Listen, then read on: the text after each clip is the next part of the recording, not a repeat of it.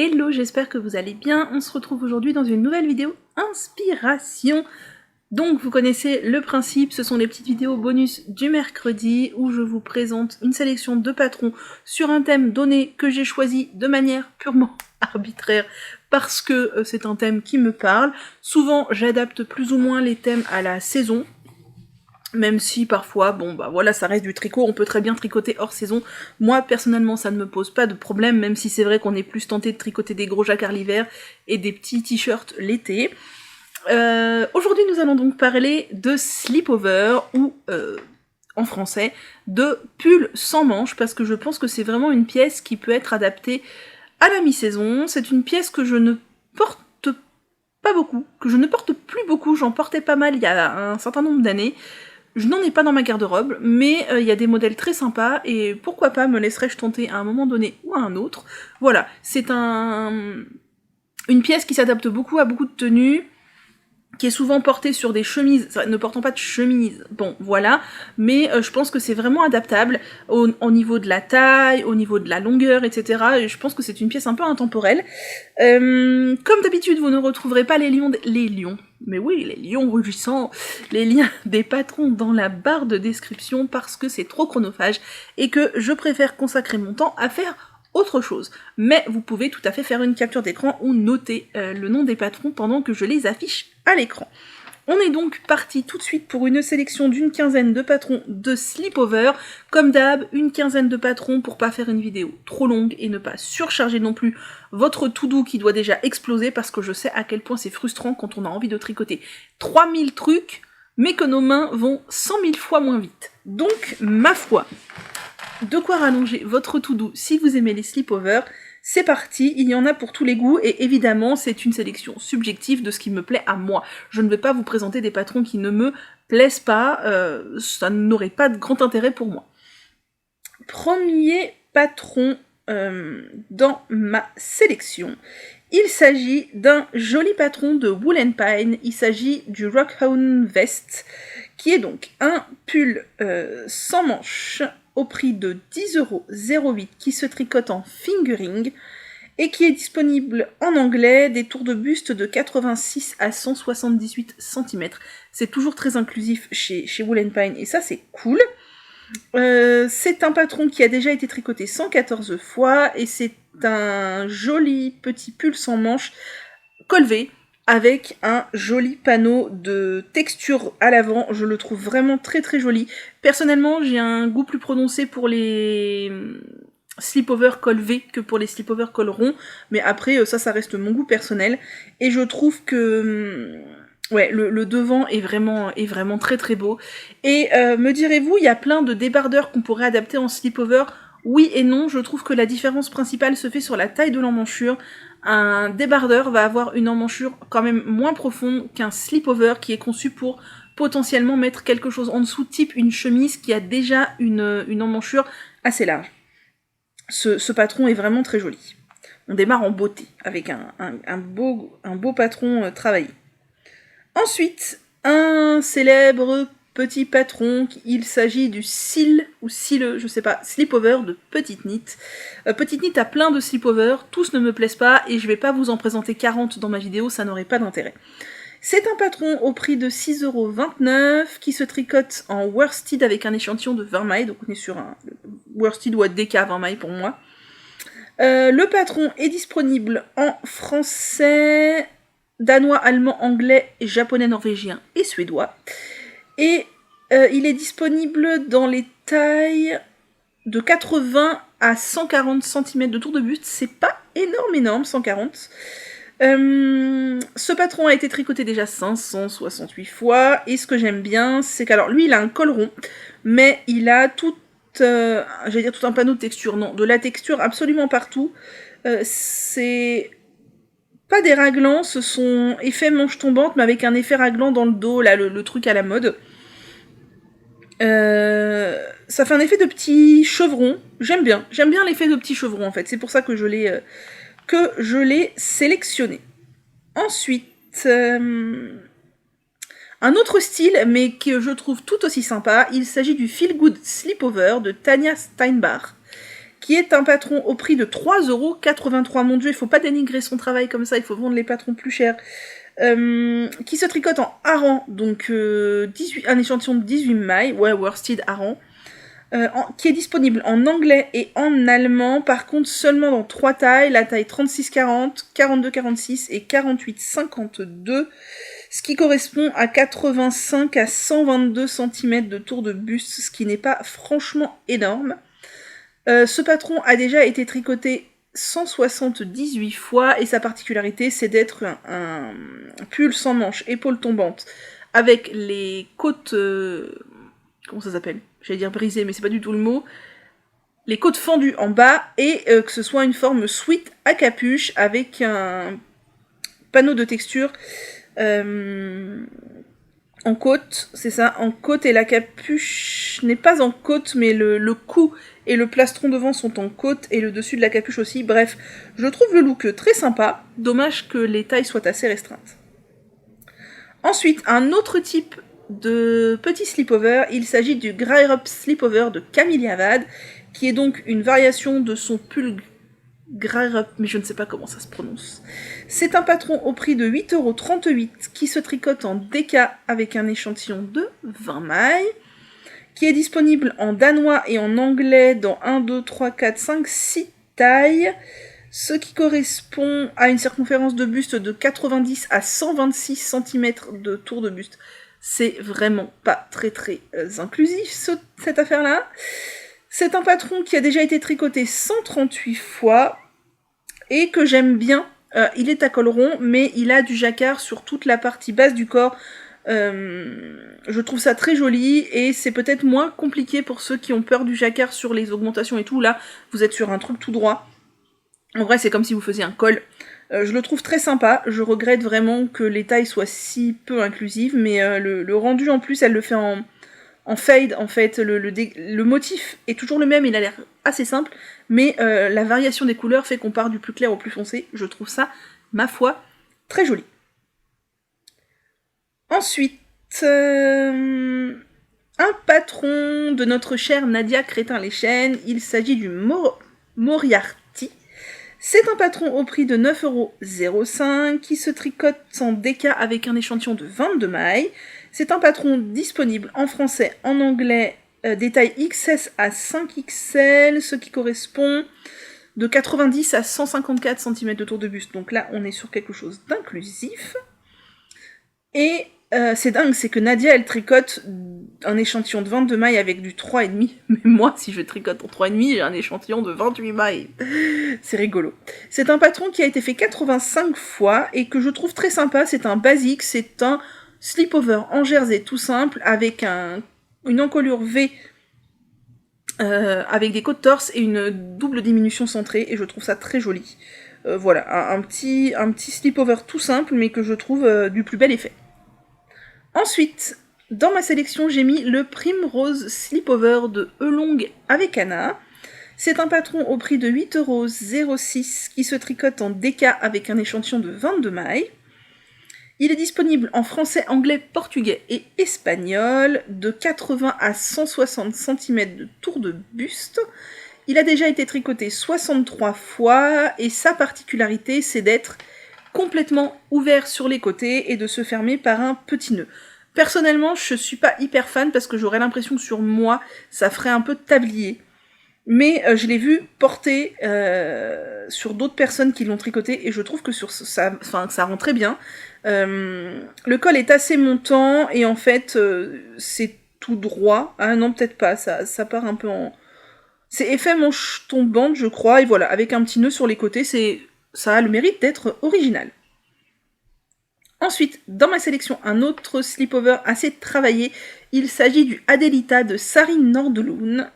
C'est un patron au prix de 5,88 € qui se tricote en DK avec un échantillon de 21 mailles, qui est disponible en anglais et en finnois, des tailles de 82 à 162 cm de tour de buste.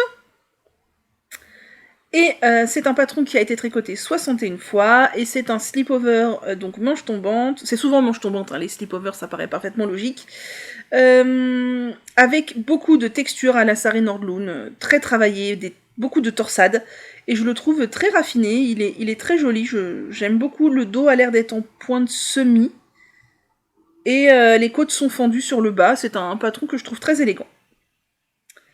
Ensuite, dans ma sélection, un autre basique, il s'agit du Hutforxer, qui ne doit sûrement pas se prononcer comme ça, de Lucienne Tricotte, donc d'Élise. C'est un patron au prix de 6,50€ qui se tricote en fingering avec un échantillon de 23 mailles, qui est disponible en anglais, en français, dans 13 tailles, donc de 95 à 164 cm de tour de buste. Ce patron a été tricoté 18 fois, et c'est aussi un petit basique, un slipover côte fendue, encolure V avec une encolure en côte-torse, diminution double centrée. Je le trouve très sympa, et j'aime bien le fait qu'il soit en fingering, parce que mine de rien, il n'y en a pas des masses des slipovers en fingering, et pour la mi-saison, ça peut être absolument parfait. Ensuite... un autre joli patron, il s'agit de la Lana Veste de Irène Lin. C'est un patron au prix de 8,06€ qui se tricote en hareng avec un échantillon de 18 mailles, qui est disponible en anglais, coréen et japonais dans 5 tailles, ce qui correspond à...